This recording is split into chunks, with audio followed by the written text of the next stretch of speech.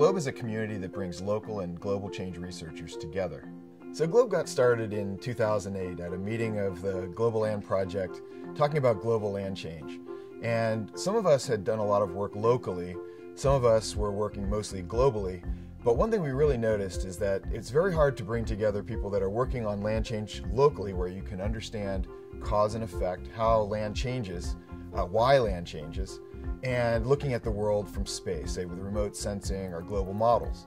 Essentially, we started off with this idea about bringing local researchers together with global researchers in an environment that both contains local data and global data. That happened rather early, the idea, but making it reality was really challenging because none of us really worked in the area of bringing those things together. We all had our separate ways of doing our research. So it really got the ball rolling when some computer scientists at UMBC expressed an interest. I was talking about some ideas for a project. They expressed an interest in taking up that challenge of bringing these things together in an online environment. And so we started talking seriously about actually funding the project as a computer science and information systems project to essentially transform the way land change scientists do business. So that started off, and eventually we were able to secure funds both from UMBC and from the National Science Foundation to basically make this project happen. So the reason that GLOBE was a really exciting prospect for both local and global change researchers is that for global change scientists, we're frequently making our models and looking at the planet globally from remote sensing without being able to understand really what's going on the ground. Why is that forest disappearing, for example? But we don't have access to those local studies in the same context, that same global context where we work.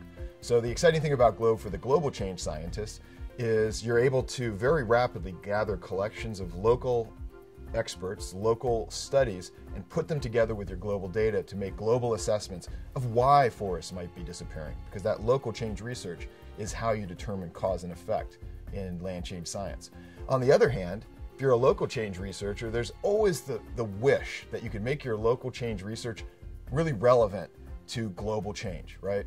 We know that deforestation is happening one little forest at a time, one field at a time is changing the nitrogen budget of the whole planet. Yet, to understand the global impacts of a local study, you have to connect that local study with global assessments, global data.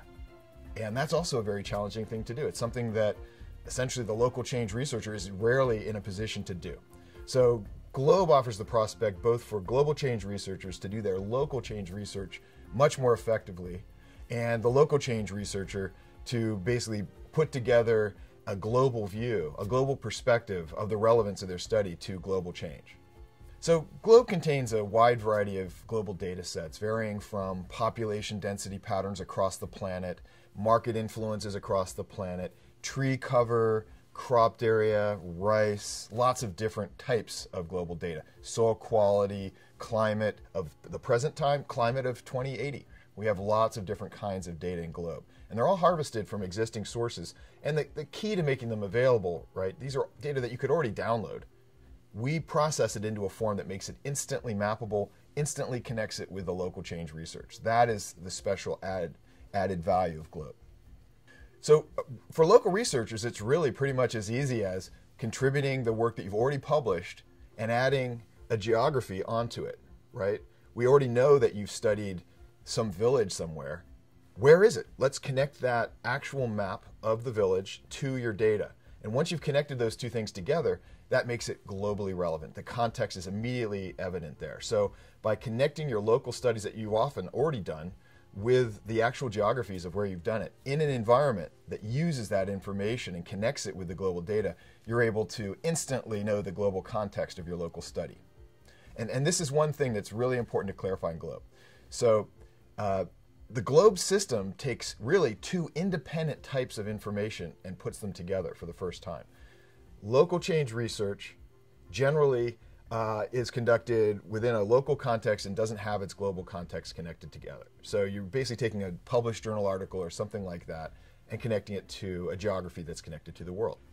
Independent of that, we have global data sets that show the global patterns of population or crops or rice or climate or soils, these kinds of data sets that are completely independent of the local data sets. but by knowing where the study is, we know the global context. And those things are connected instantly in Globe. So in order for a local researcher to connect to the global context of their work, first step is, of course, entering your case study into Globe and adding a geography. So that basically tells us where and what area this study is covering. So that's the first thing that we need to know. The second thing, though, is Globe Systems, the back engine, connects the global data with the local data and then immediately enables you to say, how similar is the rest of the world to your place? It conducts a similarity analysis, and that connects you with the global data. For example, if I'm studying a site that I define more or less in terms of it's a rice village and it's relatively densely populated, I want to look at where is rice in the world and where are the dense populations of the world. By putting your case study into Globe and conducting a similarity analysis, you're going to connect directly to all the areas of the world that have similar populations and similar rice area as your site. At that point, all the other studies that have been conducted under similar conditions are put together into a list ranked in terms of how similar they are to your study site. So you instantly become part of this community of researchers who are studying rice villages. It's already possible for those who have global data and a geographic information system and map locations of many research sites to do an analysis very much like Globe. So the possibility is already there. What Globe adds is the ability to do this instantly, interactively online at the speed of the internet. So Globe can do these global analyses of how similar your place is to all the rest of the world within 1 second, and then it can display it in the next second, so that you're interacting with the system so quickly that you don't even really have to think about it. You can just play with global and local contexts. So people say, why do I need Globe? I mean, if I have a geographic information system and I've got all the global data sets in there, and I've got my case studies, they're already all mapped, why do I need Globe? What does Globe add? Well, think of it this way. You can do this very slow, elaborate, technical process of using a geographic information system to do this analysis. That is true. But can you do it instantly? Globe does these analyses instantly. Just like Google Scholar makes all the world's published knowledge available instantly, Globe does that with a geographic context. It enables you to say, take your rice village and show you all the other rice villages just like it. It takes that geographic context from the global data sets and the geography of the studies, where they're conducted, and it makes those things come together instantly to give you the global context of local change. Globe is going to change the way, for example, we look at a process, say deforestation.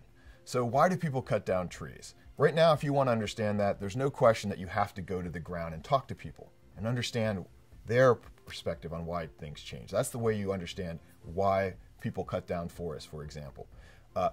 If you want to understand things that way and then say, I know why people cut down forests in the world, connecting those local observations to that global claim that I know why people cut down forests globally. Right now you do this just by saying, I've got a nice set of study sites.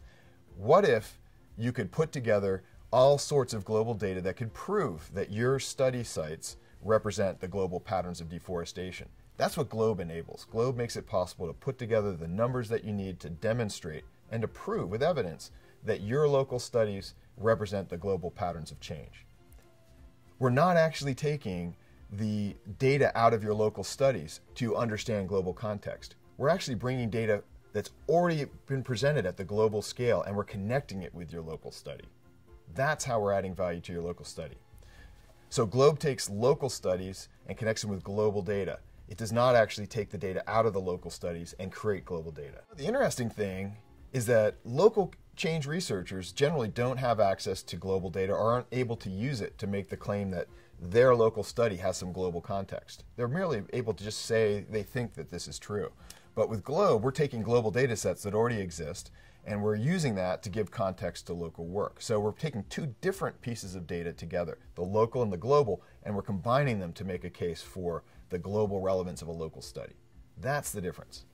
So Globe includes dozens of global data sets ranging from things like where forests are changing to where populations are, where the areas are most influenced by the marketplace, the climate of today, the climate of the future, the quality of soils. We have dozens of variables describing the global patterns already entered into Globe and ready for use instantly.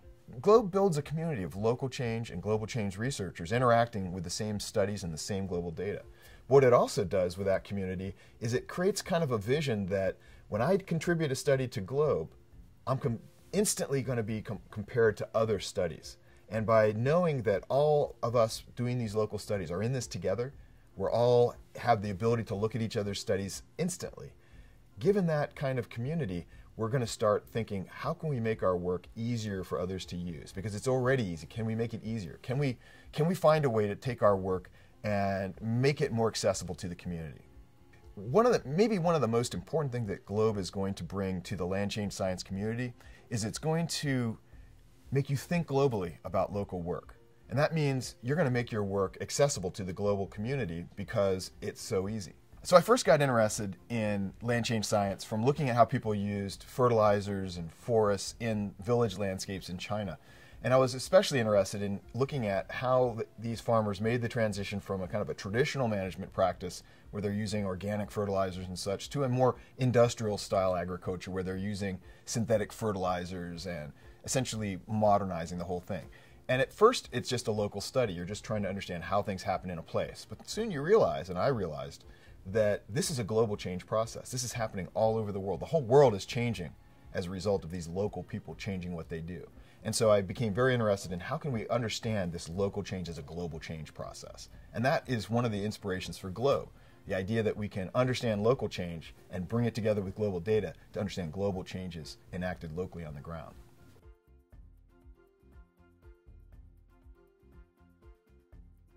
So here's a screen showing the different case studies that I've entered into GLOBE. And I'm going to start with the one that is most dear to me, my first case study of land change in Xijia Village in China, which is in the Yangtze Plain. It's very densely populated. It's a very flat area, and it's very influenced by the market because it's very near Shanghai. And so what I'm going to do is I'm going to look at the global context of Xijia Village using a global similarity analysis. And so the first question of a global similarity analysis is, what areas of the world would I even attempt to compare to my rice village? And obviously, remote wildlands aren't even remotely comparable, so I'm going to exclude those. I'm going to filter those out of my global context.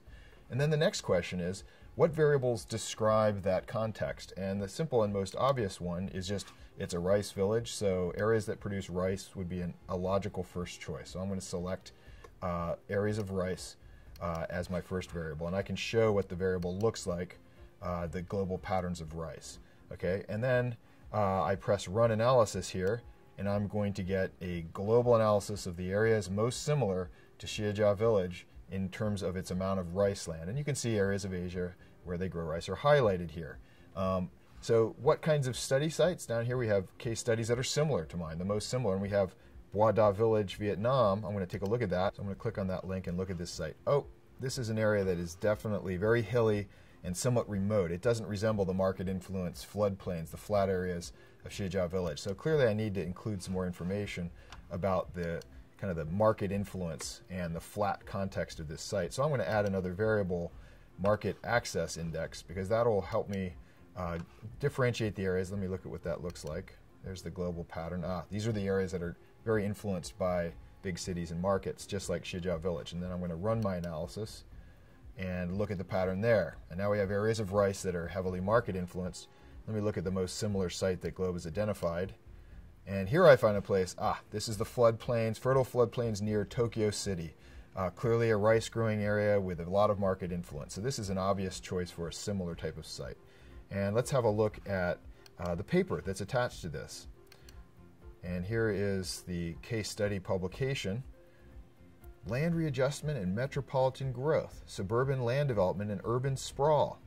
Interesting. That's something I would definitely want to know in terms of the context of what might be going on in Xijia Village now that it's been almost 20 years since I worked there. So clearly GLOBE has the potential to show people, and even me, new things about the global context of Xijia Village. So now the next thing is to actually share that context. GLOBE allows me to very quickly describe the global context of a site and share that with the world. And so I'm going to save that.